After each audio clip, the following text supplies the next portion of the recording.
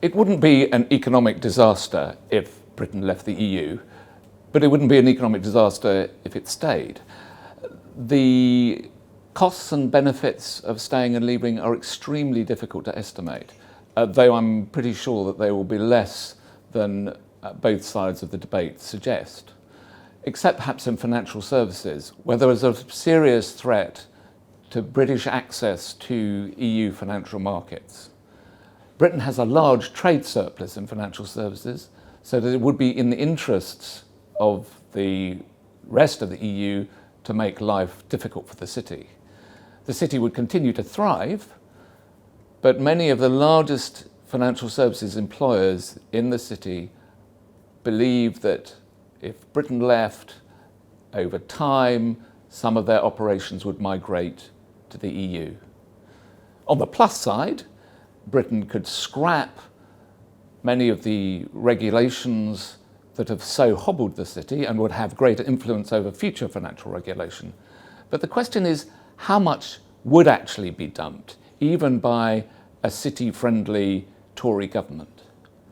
Now, it's conceivable that in the long term, there would be benefits to the city from Britain leaving the EU.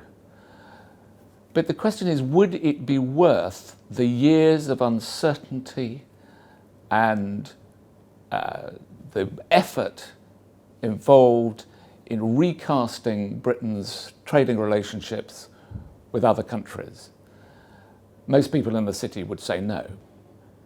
But the EU was always a political project. It was driven by Jean Monnet's experience of the horrors of the First World War.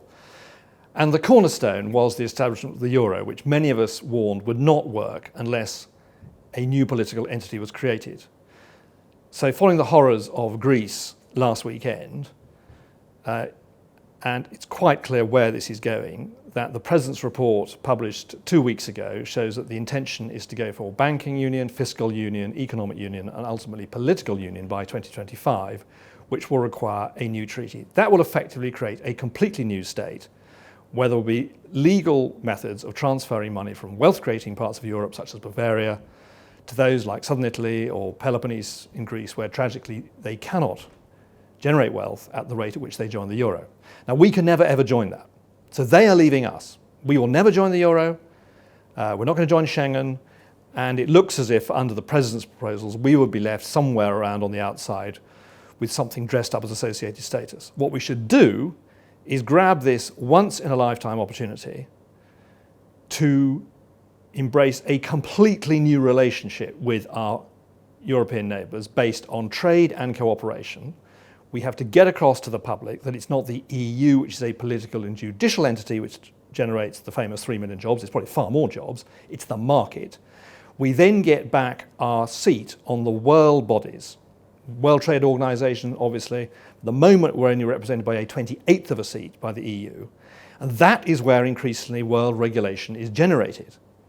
That is a huge gain for the world, because you would have the EU, the 5th largest economy, the world's language, key member of the Anglosphere with the States, New Zealand, Australia, Canada, links to the Commonwealth, the 4 trillion organization, very close historical links to India, Pakistan, and then Asian countries. We left Hong Kong in very good order, good relations with China. There is no more international country which could really re-galvanize world free trade. So I see a spectacular future for this country, allowing those members of the Eurozone to go ahead and form their new country, but us grabbing this unique opportunity to have a completely fundamental renegotiation, leaving the political, leaving the judicial arrangements, having a new relationship based on trade and cooperation, making our own laws in our own parliament, and then using that independence to reboot world free trade.